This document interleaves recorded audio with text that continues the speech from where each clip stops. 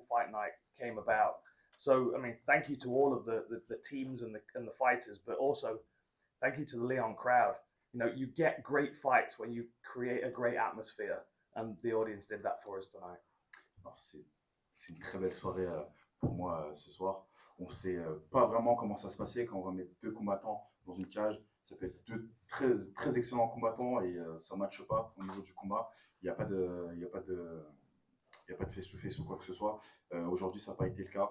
Il est content du public, il est content des fighters, il remercie les teams, il remercie le public d'avoir été là et d'avoir été aussi présent à Lyon. Hello. Do you know if there will be a comeback of this event in Lyon in 2025? Alors, est-ce qu'il lui demande s'il sait s'il y aura un retour à Lyon pour un event similaire? I can't give away too much, but I am planning on being sitting right in this spot in front of you guys next year. I mean, we just, what an incredible event and a great arena as well. And French MMA is the best MMA in the world right now. You know, the crowds are the best and the atmosphere is amazing. So yeah, we've got to come here. We'll be here, we'll be elsewhere in France next year, and we've got another couple of other places we're looking at, which we'll be very excited about. Il peut pas en dire plus, mais il nous garantit qu'il sera assis au même endroit l'année prochaine. Pour lui, le MMA français, c'est un des meilleurs MMA dans le monde actuellement, que ce soit par rapport aux fans ou par rapport aux combattants. Donc oui, il va revenir. Oui, il va revenir en France et dans plusieurs endroits. Donc, Dan, first of all, congratulations on the event. It was amazing. The crowd was amazing all the time. You say that it's going to be more events here and then. I'm from Spain, as I told you before, so I have to ask you, we are going to have a PFL event in Spain in 2025? I'm very much hoping so. We've not confirmed anything in Spain yet, but of course, you know, the Spanish market is a very important one for us. We've got great fighters that we've already signed from Spain, as well as lots of other fighters that I'm looking to travel around Spain and go and discover for when PFL does come. Absolutely, we need to be in Spain very, very soon. I just don't know exactly when that's going to be yet. Il lui a demandé s'il comptait venir en Espagne, puisque c'est un média espagnol. Et Danerdi lui a répondu que oui, il comptait venir en Espagne pour une première fois. Il y a pas mal d'Espagnols signés au PFL. Et du coup, il va se déplacer en Espagne dans un premier temps pour voir comment ça se passe et voir d'autres prospects et il compte venir en Espagne. And as you said very well, we have very, very good fighters in Spain. We proved along a lot of years. Now we have Costello Van Stennis here in PFL Bellator, who just came right away from a high kick, an amazing finish. Do you think his next fight will be against Johnny Allen for the title? I think it has to be. You know, that's not just my call. I'll get together with the rest of the Fighter Ops team and we'll figure out what comes next. But I mean, for me, he was the number one contender after he won the previous fight. So this was just a clear performance, a statement. And a beautiful knockout as well. It was the best performance that I've seen from him so far. And of course, you know, he's got other people in his camp that I would like to be signing as well that would also give great performances. And the last thing, Costello is usually fighting with Bellator. Now the last time was with PFL. That titleship would be with Bellator or PFL? Well, that's another good question that will be answered at the start of next year. I very much expect at some point in the near future for the Bellator championships to become PFL championships. You know, Bellator has been a fantastic brand for many, many years, but certainly my personal perspective is that we need everything under the PFL banner now. We need to make sure that Johnny Eblin is a PFL champion, etc., etc. Obviously, we've got Paul Hughes fighting for the lightweight championship. For me, that is, in my mind, the PFL championship. And I think it would make it easier for all of the young fighters to know what they're aiming for if we have those champions with PFL titles instead of Bellator. Thank you so much. Alors, je vais parler de sa perspective. Du coup, sa dernière réponse. Pour lui, la perspective logique, c'est de tout mettre sous la bannière du PFL. Donc, que les champions deviennent des champions PFL. Donc, par exemple, Paul Hughes qui va combattre le 25 janvier à Dubaï. Pour lui, dans sa tête, ce sera un futur champion PFL s'il devient champion au Bellator Series. Une question là-bas. Congrats for the show. Thank you. Today, Cedric called out again Baki. What can you talk about that for us, the public, about the contract of this fight? It has to happen. the first fight was no conclusion, right? We had a round each maybe, and then confusion in the last round. And I know that Baki doesn't feel like it was a clear win, and I know that Cedric wants to make sure he gets that rematch. For me, if we do the when we do the rematch, because we will, I think it has to be over 5 rounds, and also we have elbows now as well, which I think changes the fight a lot. And if I'm Baki, I want to fight with elbows against Doumbé. So I think the elbows might encourage him to get back in there sooner. But second half of next year, I think we'll be seeing that fight, and it will be a big one as well. And it will most likely be in France. Thanks. Alors, on est tous excités en tant que public du retour de Baki et de Doumbé dans l'octogone. Ils voulaient, dans la Smart Cage, ils voulaient en savoir un peu plus sur la configuration du combat. Et Denardi confirme qu'il y aura bien un combat, Cédric contre Baki. Et pour lui, dans la logique des choses, ça va être un combat en 5 rounds, puisqu'il sait que Baki n'a pas une réelle satisfaction de sa victoire contre Cédric, et Cédric a une réelle frustration par rapport à ses défaites. Donc c'est un combat qui est censé se refaire. En plus de ça, maintenant on a les coudes, donc ça va être un combat un peu plus intéressant. J'ai une question pour lui sur le sujet. Je la pose en français d'abord. On a beaucoup entendu des rumeurs sur un stade. On est parisien, on sait que le PFL adore Paris. Est-ce que ce sera le Parc des Princes? We heard a lot about you coming to a stadium in Paris for this event, and we love the Parc des Princes. So, is there possibilities Parc des Princes? And if yes, the talks already start. Yes, lots of conversations with that arena has already been taking place, as well as other ones, of course. But we listen to the fans, and we know that that's the right place for us to go, especially for a fight of this magnitude. You know, we need to make sure that there isn't anybody that's left outside the arena that wants to be in there with a ticket. I don't want people to be watching this on TV and just wishing they were in there, adding to the atmosphere. So we need a big place with plenty of seats, and I think that one makes the most sense. Do you have any frustration about the fact that you have a bigger arena for the first fight? Yes, I do. I mean, I don't think everybody was really fully aware of how the atmosphere was going to be in that arena. I mean, everyone was very excited about the fight, of course, but then you're just not sure. You're not sure, and I think because of the way that the fight played out, and because people don't feel like there was a real conclusion, there's so much more interest around that fight now than there was before, which is crazy to say.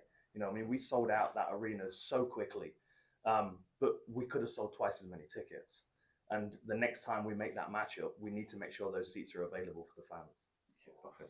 Donc oui, on a bien parlé on discute bien avec le Parc des Princes pour faire ce combat à cet endroit-là.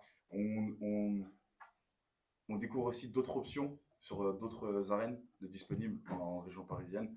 Mais oui, la première volonté, c'est de faire dans le Parc des Princes. Je lui ai demandé s'il regrettait de ne pas avoir fait une plus grosse arène pour le premier combat, vu que ça a été sold out, mais très rapidement. Il a dit qu'il y avait quand même un certain regret, mais il y a quand même des doutes sur si ça va se remplir ou non. Donc ils ont joué la sécurité, mais ils ont la certitude qu'ils auraient pu vendre le double du nombre de billets qui a été fait.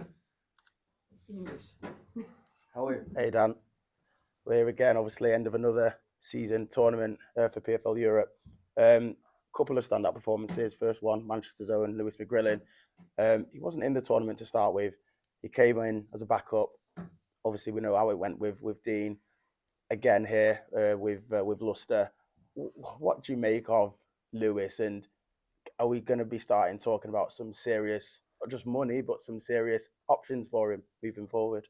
Yeah, I think we have to. You know, Lewis is a special talent, and he's a special fighter. I don't think he needed to win the European Championship for everyone to realise that. But you know, the way that the year played out, I mean, he had a disappointing fight in Dublin at the end of last year. And in Lewis's mind, he was going to be in this tournament this year. But because of that disappointment at the end of last year, he thought to himself, you know what, let me get another fight.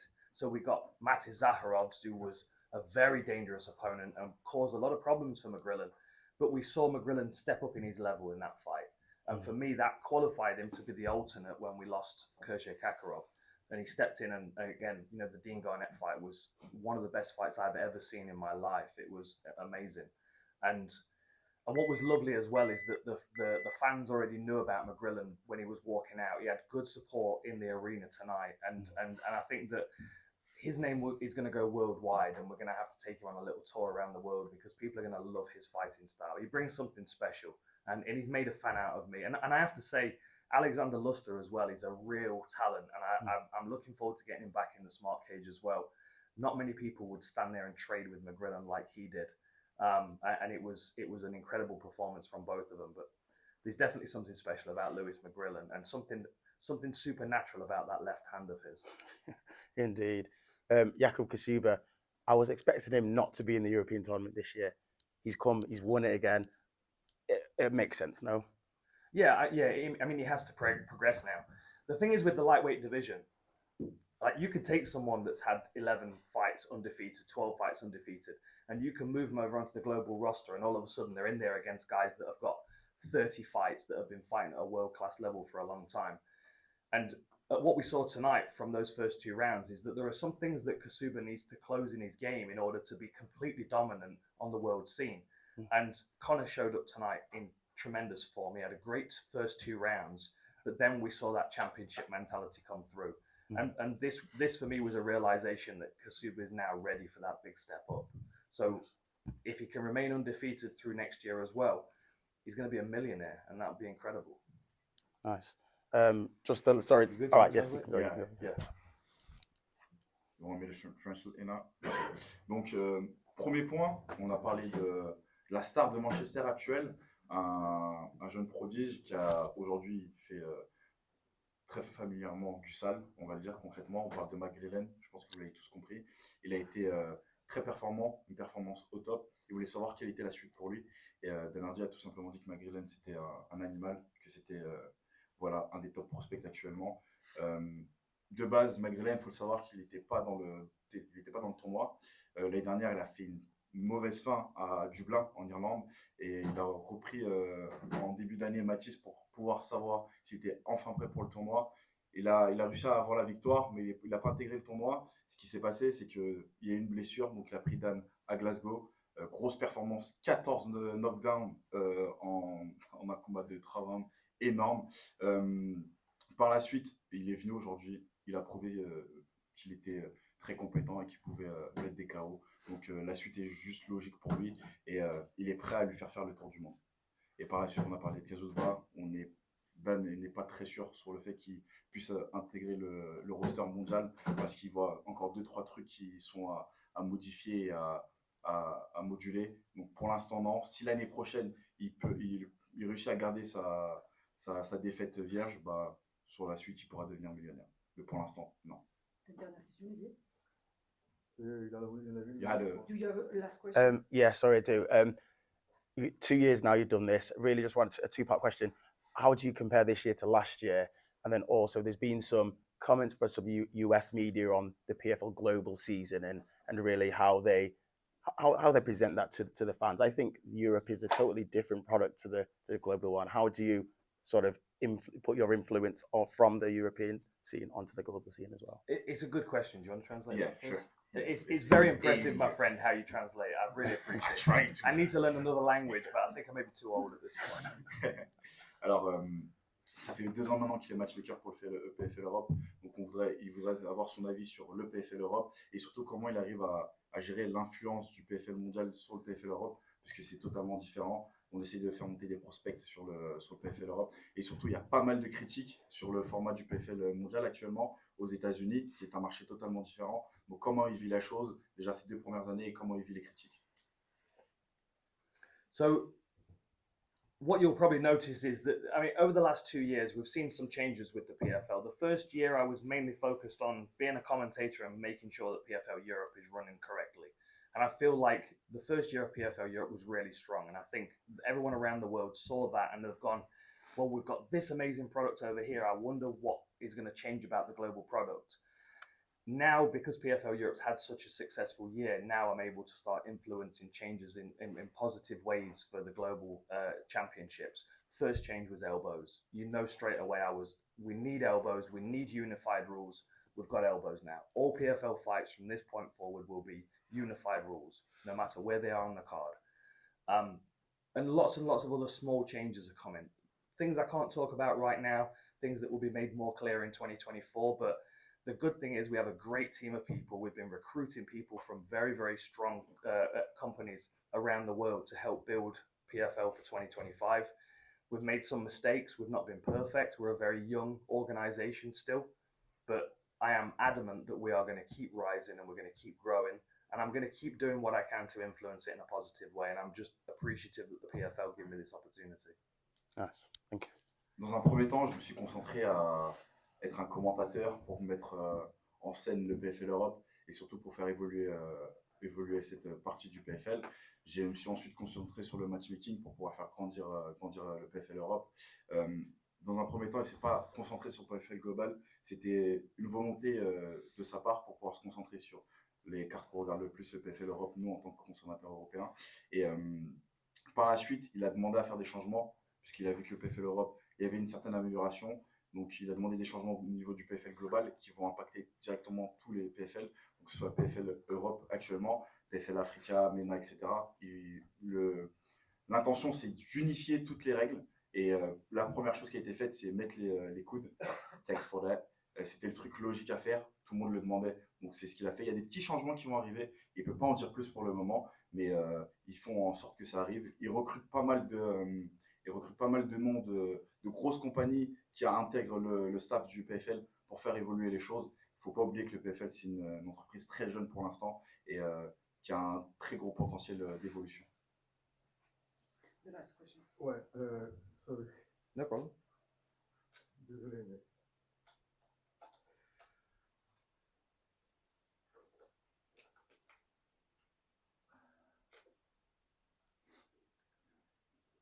Okay, thank you. No problem. Just one question for to know what's news about PEN Africa and the next for Francis Ngannou.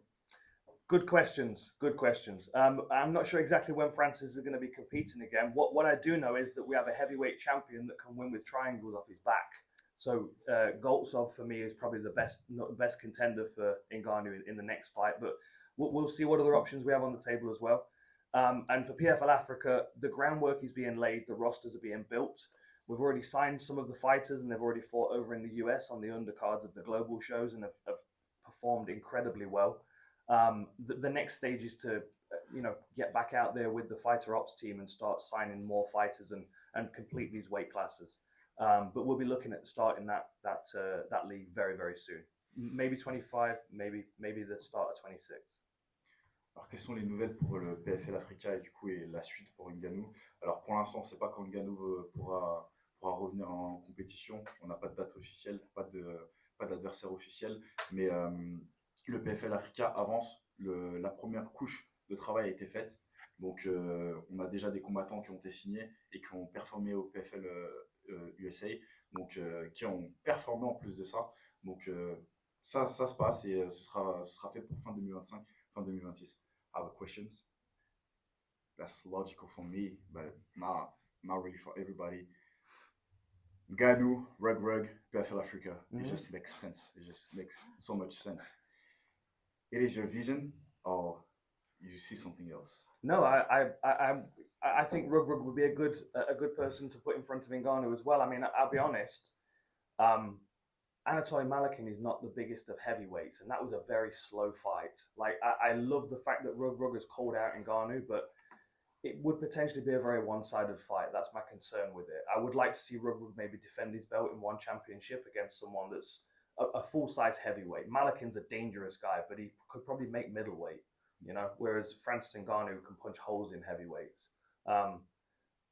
It makes a lot of sense to have Rug at some point step in, and if we go to if we go to Africa and we do Francis Ngannou in a main event, then Rug would make a lot of sense. But I also think he needs a standout performance in his first title defense in one championship, and I will be watching because I'm a big fan of his.